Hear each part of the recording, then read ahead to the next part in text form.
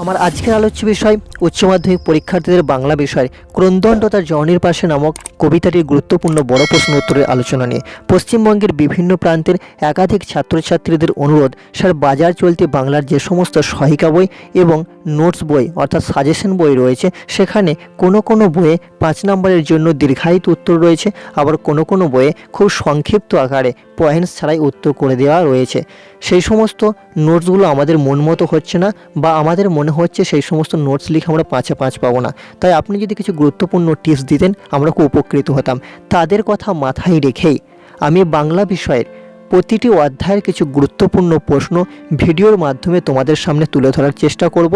তাই পরীক্ষার আগে পর্যন্ত তোমরা নিয়মিতভাবে এই চ্যানেলের প্রশ্ন উত্তরের ভিডিওগুলো দেখতে থাকো। আমি আশা রাখছি তোমরা 100% সাফল্য পাবে। এক্ষুনি সাবস্ক্রাইব করুন স্বপ্ন সন্ধানী ইউটিউব চ্যানেলটি এবং পাশে থাকা বেল বাটনটি ক্লিক করে সদা সর্বদা চ্যানেলের সঙ্গে জুড়ে থাকুন।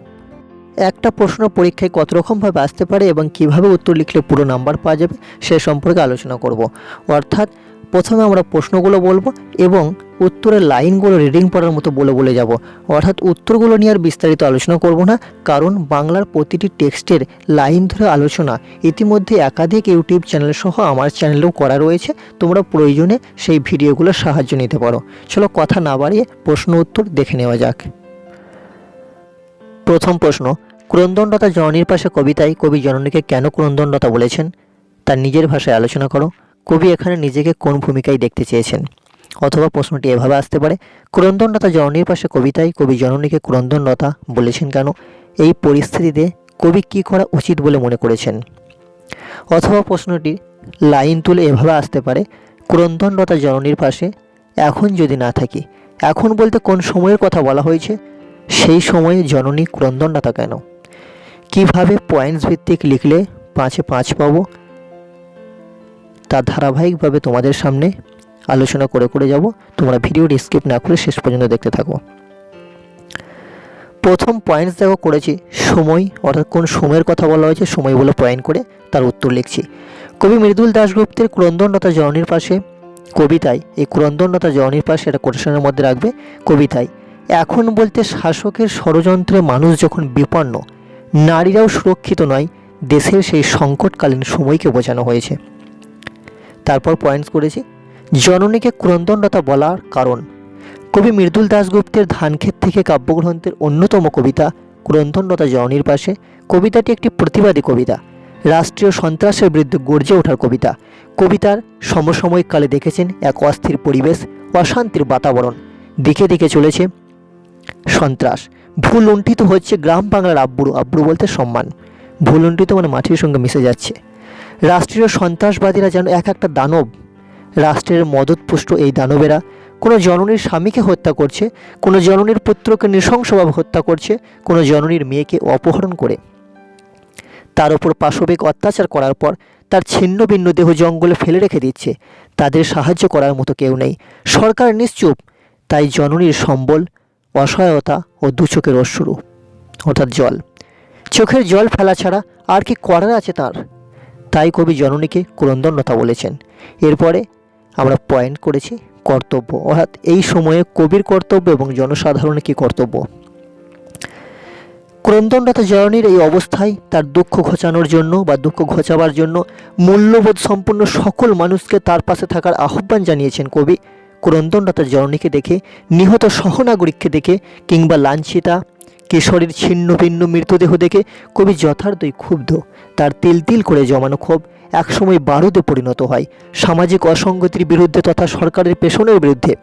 কবির প্রতিবাদের ভাষা কবিতার মাধ্যমে বাণীরূপ লাভ করে।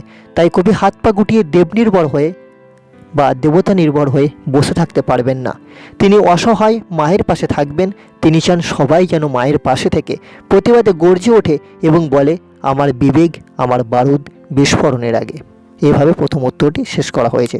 এইভাবে লিখলে তোমরা অবশ্যই 5-এ 5 পাবে। দ্বিতীয় প্রশ্ন, কেন তবে লেখা, কেন গান গাওয়া, কেন তবে আঁকা আঁকি? এভাবে কবিতার লাইনটি থাকতে পারে এবং পাশ থেকে এভাবে প্রশ্ন আসতে পারে, এখানে লেখা গাওয়া আঁকা আঁকি বলতে কী বোঝানো হয়েছে, কবি কোন প্রসঙ্গে কথা বলেছেন? প্রশ্নটি অথবা দিয়ে এভাবেও আসতে পারে, কেন তবে লেখা, কেন গান গাওয়া, কেন তবে আঁকা আঁকি? এই মন্তব্যটির মধ্য দিয়ে কবির কোন বিশেষ মনোভাবের প্রকাশ করেছে তা আলোচনা করো। প্রথমে আমরা লেখা, গাওয়া এবং আঁকাকে সংক্ষিপ্ত বর্ণনা দিয়েছি উত্তরে পয়েন্ট ভিত্তিক।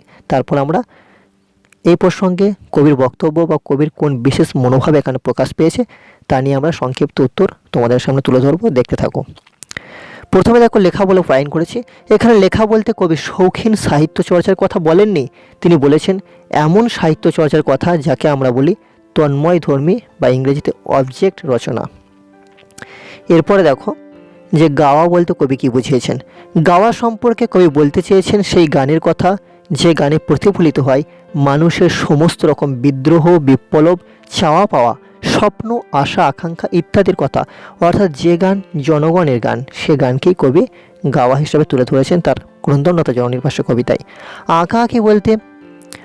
আঁকাআঁকি বলতেও কবি সেই শিল্পীদের শিল্প চর্চার কথা বলেছেন যেখানে গানের মতোই সাধারণ শ্রমজীবী মানুষ কিংবা মনুষ্যত্বহীনতার ছবি মূর্ত হয়ে প্রকাশ পায়। এরপর আমরা কবি এখানে কি বলতে চেয়েছেন এই কথাগুলোর দ্বারা সে সম্পর্কে কিছু কথা কিভাবে লিখেছি চলো দেখে নেওয়া যাক। পয়েন্ট করেছি তাৎপর্য বিশ্লেষণ। ক্রন্দনরতা জননীর পাশে কবি বলেছেন একজন বুদ্ধিজীবী হিসেবে যে কোনো কবি, লেখক বা শিল্পী সমাজের প্রতি দায়বদ্ধ থাকেন। সেই কারণে সামাজিক বিপর্যয়ের সময় ক্রন্দনরতা জননীর পাশে দাঁড়ানোটা যে কোনো বুদ্ধিজীবীর কর্তব্য হওয়া উচিত বা যে কোনো বুদ্ধিজীবী মানুষের কর্তব্য।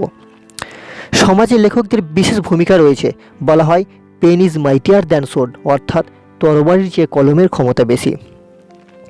একজন লেখক তার লেখনীর সাহায্যে যেমন সমসাময়িক সমাজকে লিপিবদ্ধ করে রাখেন, তেমনি প্রতিবাদের তীব্রতায় যে কোনো শাসকের ডানা ছাড়তে পারেন। সামাজিক অবক্ষয়ের এই কালপর্বে লেখকদের প্রতিবাদের ভূমিকায় অবতীর্ণ হতে বলেছেন কবি। এরপর গানের প্রসঙ্গ আসছে। গান প্রতিবাদের অন্যতম ভাষা। পৃথিবীর অন্যান্য দেশে তো বটেই, এমনকি ভারতেও বিভিন্ন সময় রাজনৈতিক শোষণের বিরুদ্ধে প্রতিবাদের প্রধান হাতিয়ার হয়েছে গান। গানের মাধ্যমে যেমন শোষণের বিরুদ্ধে তীব্র ভাষায় ধিক্কার জানানো যায়, তেমনি সমস্ত নিপীড়িতদের ঐক্যবদ্ধ হওয়ার প্রেরণা দেওয়া যায়। সেজন্য কবি প্রতিবাদের মঞ্চে গায়কদের আমন্ত্রণ জানিয়েছেন।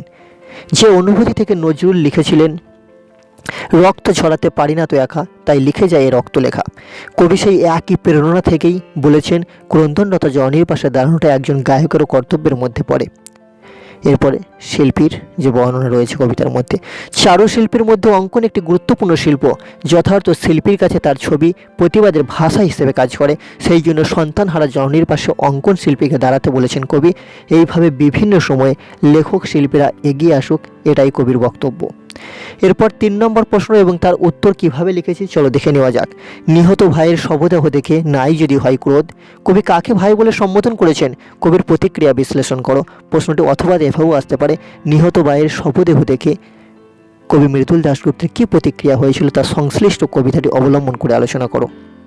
অথবা প্রশ্নটি এভাবে থাকতে পারে, কেন ভালোবাসা, কেন বা সমাজ, কিসের মূল্যবোধ?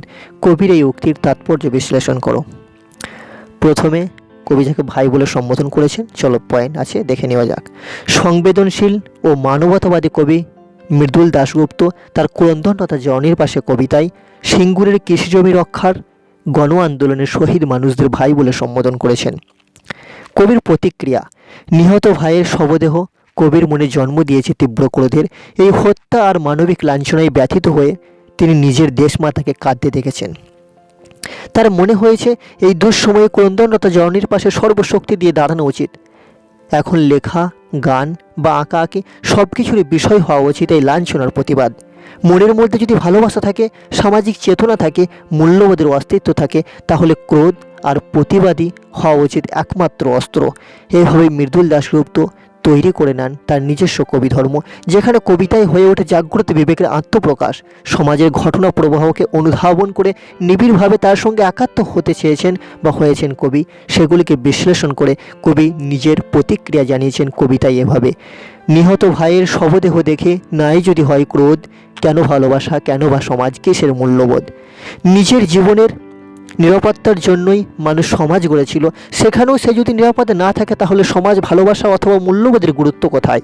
এইভাবে কবি সামাজিক অত্যাচারের বিরুদ্ধে সমাজের প্রতিটি মানুষকে একজোট হয়ে মোকাবেলা করতে উদ্বুদ্ধ করেছেন।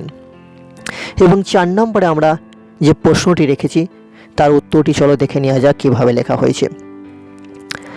এবং প্রশ্নটি প্রথমে আমরা দেখে নেব। আমি কি তাকাবো আকাশের দিকে বিধির বিচার চেয়ে? এভাবে লাইনটি তোলা থাকতে পারে এবং এখান থেকে প্রশ্ন আসতে পারে, আমি কে তিনি বিধির বিচার প্রত্যাশা করেন না কেন? প্রশ্নটি অথবা দিয়ে এভাবেও থাকতে পারে, আমি কি তাকাবো আকাশের দিকে বিধির বিচার চেয়ে? কবির এই মন্তব্যের তাৎপর্য আলোচনা করো। প্রশ্নটি অথবা দিয়ে এভাবেও আসতে পারে, ক্রন্দন তথা জননির্বাসে কবিতায় নিখোঁজ মেয়েটি সম্পর্কে কবির বক্তব্য লেখো। প্রথমে আমি পরিচয় দেওয়া হয়েছে, পয়েন্ট করেছি এবং দেখো পাশ থেকে লিখেছি, ক্রন্দন তথা জননীর পাশে কবিতার উল্লেখিত অংশে আমি বলতে কবি মৃদুল দাশগুপ্ত নিজেকে বুঝিয়েছেন। এরপরে এই অংশটির সামগ্রিক তাৎপর্য কী রয়েছে চলো দেখে নিই। ক্রন্দন তথা জননীর পাশে কবিতায় কবি মৃদুল দাশগুপ্ত যে নিখোঁজ মেয়েটির কথা বলেছেন, সে মেয়েটি আসলে শিল্প কৃষি সংক্রান্ত আন্দোলন কিংবা রাজনৈতিক হিংসা ক্রোধের শিকার। কবিতায় কবির যে কণ্ঠস্বর তাতে বোঝা যায় নিখোঁজ মেয়েটি কোনো শিশুকন্যা নয় যে সে পথ ভুল করে নিরুদ্দেশ হয়েছে, বস্তুত সে চক্রান্তের শিকার, তাই অপহৃতা। তবে কবি খুব নাটকীয়ভাবেই অপহরণ বা নিখোঁজ হওয়ার ঘটনা ব্যক্ত করেছেন। যেমন সংবাদপত্রে প্রায়শই আমরা এমন খবর পড়ে থাকি, অর্থাৎ নিরুদ্দিষ্টকে পাওয়া যায় কিন্তু জীবন্ত অবস্থায় নয়। তখন স্পষ্টই বোঝা যায় মেয়েটি হিংসা বা বিকৃতকাম কোনো পুরুষের শিকার, অর্থাৎ যাকে আমরা সাধারণ বা চলিত বাংলায় ধর্ষণের শিকার যে সমস্ত নারীরা এই কথা ইউজ করে থাকে বা ব্যবহার করে থাকে, বিকৃতকাম কোনো পুরুষের শিকার। মূলত এই ঘটনায় ঘাতক নিজেকে বিপদমুক্ত রাখার জন্য মেয়েটিকে খুন করে, অর্থাৎ সে যদি মেয়েটিকে না মেরে দেয় তাহলে তার সমস্ত অপকর্ম সমাজের কাছে ফাঁস হয়ে যাবে, কারণ সে প্রাণে বেঁচে থাকলে তার সমূহ বিপদ বা শাস্তি হতে পারে। দ্বিতীয়ত, মেয়েটিকে যখন ক্ষতবিক্ষত করা হয় তখন তাকে যেন কেউ সহজে শনাক্ত করতে না পারে, তাও মাথায় রাখে খুনি অপরাধী। কিন্তু যাই হোক, তাকে জঙ্গলে ক্ষতবিক্ষত দেহ পড়ে থাকতে দেখে এটি ভাবার কোনো দরকার নেই যে এটি কোনো দৈবিক ঘটনা, অর্থাৎ ঈশ্বর প্রদত্ত ঘটনা বা কোনো দেবতা নির্ভর ঘটনা, বা এই দুর্বস্থা তার অদৃষ্টের লিখন, অর্থাৎ তার কপালে লেখা ছিল তাই হয়েছে, এগুলো কোনো ভাবার প্রয়োজন নেই। এটি যে মনুষ্যকৃত তা প্রমাণিত। কবিতাকে যখন তিনি চেতনা এবং প্রতিবাদের মাধ্যম করে তোলেন তখন সেখানে আধ্যাত্মিকতা বা ঈশ্বর বিশ্বাসের কোনো জায়গা থাকে না। তাই নিখোঁজ মেয়ের নৃশংস মৃত্যু দেখে কবির মনে হয়েছে বর্তমানের এই বিপন্ন সময় আকাশের দিকে তাকিয়ে ঈশ্বরের কাছে বিচার চাওয়া একেবারেই অর্থহীন, ফলে অনিবার্য হয়ে পড়ছে সমষ্টিগত ও ব্যক্তিগত প্রতিবাদ। এই বিপন্নতার সময়ে প্রতিবাদকে প্রতিষ্ঠিত করতে তার একমাত্র অস্ত্র কবিতা। সেই কবিতার মাধ্যমেই নিজের বিক্ষোভ প্রতিবাদকে সমস্ত স্তরের মানুষের কাছে পৌঁছে দিতে চেয়েছেন কবি। কবির দায়বদ্ধতার যে ছবি তিনি এখানে তৈরি করে দিয়েছেন।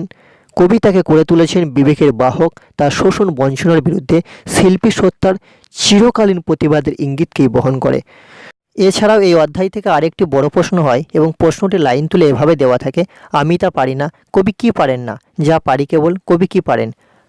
প্রশ্নটি অথবা দিয়ে এভাবেও আসতে পারে, আমি তা পারি না, কে পারেন না, না পারার বেদনা কিভাবে কবিকে আলোড়িত করেছে তা কবিতাটি অবলম্বনে লেখো। এই প্রশ্নের উত্তরটি আর এই ভিডিওর সঙ্গে অ্যাড করলাম না, কারণ ভিডিওটি বড় হয়ে যাচ্ছে। পরবর্তী কোনো ভিডিওর সঙ্গে এই প্রশ্নের উত্তরটি অ্যাড করে দেব। সঠিকভাবে পরীক্ষার প্রস্তুতি নিতে পরীক্ষার আগ মুহূর্ত পর্যন্ত এই রকমভাবে অধ্যায়ভিত্তিক বড় প্রশ্ন উত্তর পেতে অতি অবশ্যই চ্যানেলটিকে সাবস্ক্রাইব করে চ্যানেলের সঙ্গে জুড়ে থেকো। আবার তোমাদের সঙ্গে দেখা হবে নেক্সট কোনো ভিডিওতে। সকলে ভালো থেকো, সুস্থ থেকো। ওকে, বাই।